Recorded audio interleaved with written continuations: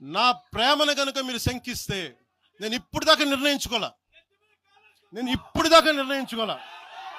మీరు అంటున్నారు కాబట్టి చెప్తున్నా, తెలంగాణలో జనసేన ఉంటుంది, మేము పోటీ చేస్తాం. ఇప్పుడు దాకా ఎప్పుడు అవసరమైతే తెలంగాణలో తిరుగుతాం, నేనే తిరుగుతా, మేమే తిరుగుతాం. ప్రతి సమస్య మీద మాట్లాడతాం, ప్రతి అన్యాయాన్ని ఎదుర్కొంటాం. ఏం మాట్లాడతారు మీరు? ఇది తెలంగాణ భారతదేశంలో అంతర్భాగం, మర్చిపోకండి.